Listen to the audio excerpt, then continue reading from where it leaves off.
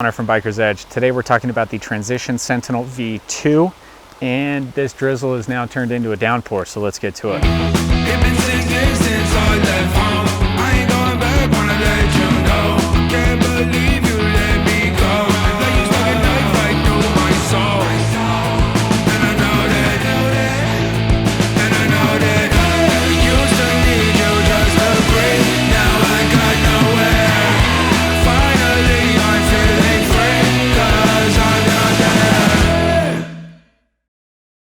So I got rained off the mountain earlier. We're here in my backyard now. Hopefully it doesn't rain. We might end up in the basement. The Sentinel on paper is so slack, 63.6 degrees. It is by far the slackest bike I've ever ridden. It would be easy to lump this in with just big enduro sleds, call it a pig, and move on.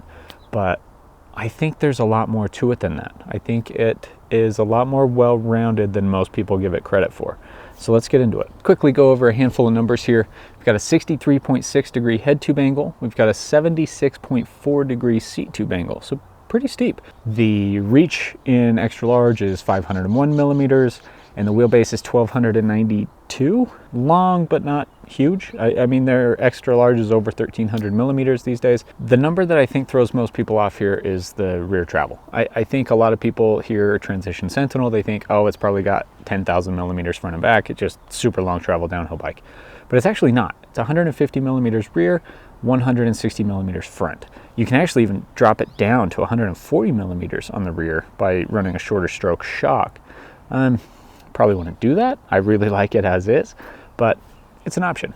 So you combine that super slack head tube angle front end with a little bit less travel than maybe you'd expect, and this thing actually is pretty well rounded, pretty mild mannered. We're going to get into that in the ride impressions section of this video, but just wanted to start this off by saying it's probably not as downhill focused or shred sled or pig as maybe you think. So let's get into the ride impressions right now. Up here in Park City today, riding the Transition Sentinel V2.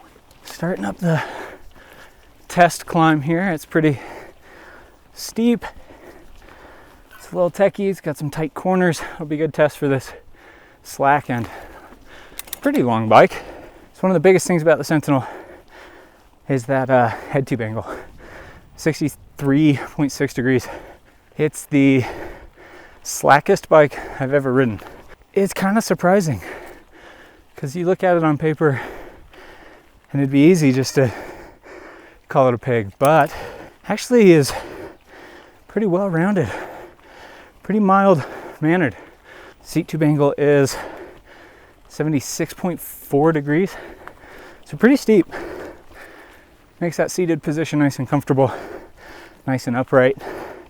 Like I've said, the front end on this bike is pretty slack, but your weight's over it enough. The front end doesn't wander a ton. When you get into the really steep stuff, front end starts to wander a little bit, and you kind of have to bring your chest down and wrestle that front end, keep it going where you want it to go. Something I've kind of learned to do and adapted to on this bike. The suspension platform on this bike is kind of in the middle between active and efficient. So you get a lot of traction and it's efficient enough. It's not the most efficient or the fastest climber, but it's far from the slowest. It does the job just fine. Kind of reminds me of the Santa Cruz Hightower a little bit on the climbs. Where you got a lot of traction, a lot of comfort and control because the back end's just a little more active. So this climb actually has some pretty techie bits on it. A lot of times I like to try a no dab challenge, where if I dab, I have to go back to the start. I've done this trail, I think 4 times now on the Sentinel, and I haven't dabbed yet, knock on wood here, because of the traction and the control and the smooth ride. This bike climbs the technical stuff really well. I think other bikes will beat it on the faster, smoother climbs. Bikes that are more efficient, a little bit lighter, One thing to note, I usually like to run my 32 tooth oval chainring. That will not clear the frame on this bike. It hits the chainstay. Anyway, climbing grade. This thing sits right in the middle of the pack. It hangs with the other all mountain bikes. I think it climbs better than most of the big enduro bikes. Starting my downhill here on the Sentinel. And the first thing I noticed about, oh wow, that was close. I almost lost the front end on that route. First thing I noticed about this bike is how quiet it is. You don't hear much. You hear the tires gripping in the dirt, and you hear the hubs buzzing. It's really cool.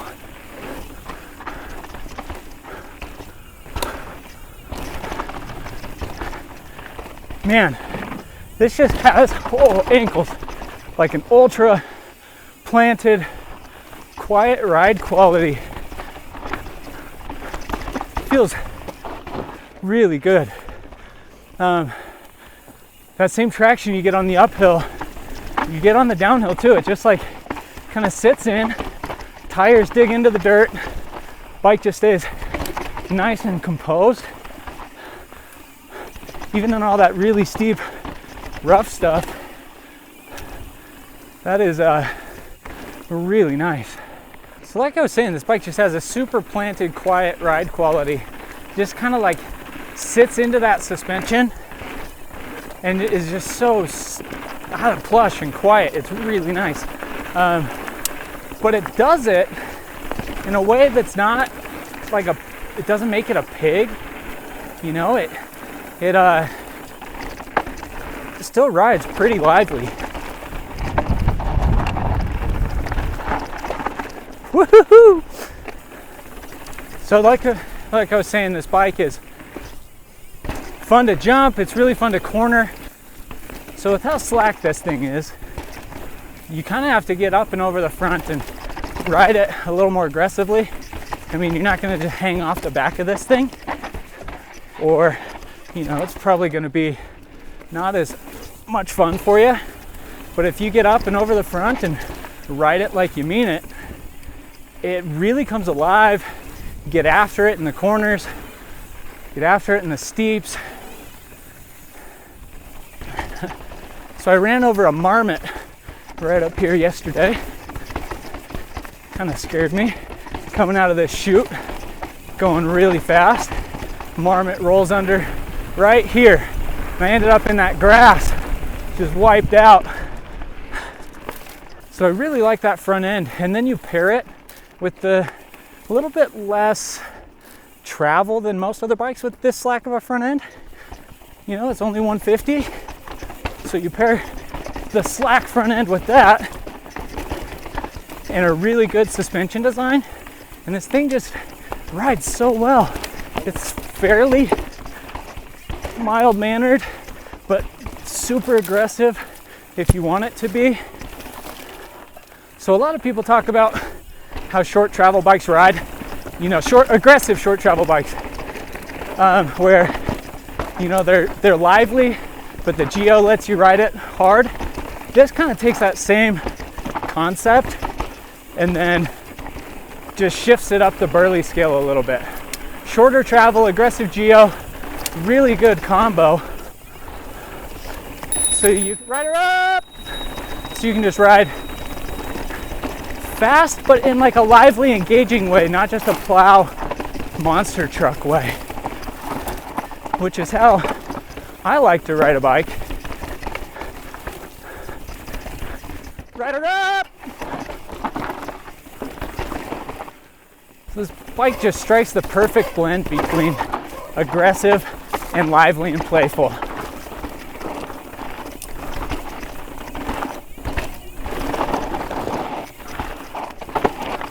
I don't think it's an enduro bike. I think it is the most aggressive all mountain bike you can have. And I'm gonna stand by that.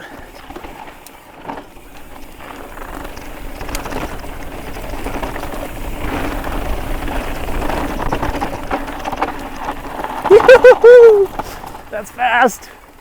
So if you're a semi-aggressive descender, you know, I don't want to give you the impression that this thing is just plow, you know, full-on enduro bike. It's actually pretty mild-mannered. And I think the common perception of this bike is, man, that's a downhill sled. But it has, you know, less travel than most people assume. And it rides so lively for being so plush. So if you like to get aggressive from time to time, you also just want a bike that you can take anywhere, I'd 100% recommend this thing. It is so much fun. Just that combo of geometry and travel length and everything, it's just a blast to ride. So, all right, so we're done with the ride impressions. We're back here at my house. Let's talk about a couple of things. So who is this bike for? Honestly, I think this bike is a really good option for the trail rider. I don't think it's an enduro bike. I think it's an all-mountain bike through and through. So it fits in with the SB130 Lunch Ride, Ibis Ritmo, Santa Cruz Hightower. It's right in the ballpark with all of those. I think it's on the aggressive end of that, but it's not an enduro bike. It rides way more lively, way more engaging, and way more fun. And it also climbs better. So if you're looking for an all-around bike that you can go putz around on your weekday rides or whatever, but then take to a bike park or take to some aggressive, nasty trails, Sentinel's awesome. You can do all of that. And I don't think you're really going to pay any penalties for doing that. Like I said, it's not as quick as the Ritmo. It doesn't climb as well. It doesn't feel as zippy and quick in the corners. But then it also lets you get away with a lot more than the Ritmo. It's got a little bit more travel. It's got a lot slacker geometry. Lets you get away with a lot more unless you ride way more aggressively if you choose to. If you're looking for an all-mountain bike, I think the Sentinel's awesome. Don't write it off as this like pig or enduro specific race bike. I think it does all-mountain duty really well. So thanks for sticking around, and we'll see you next time.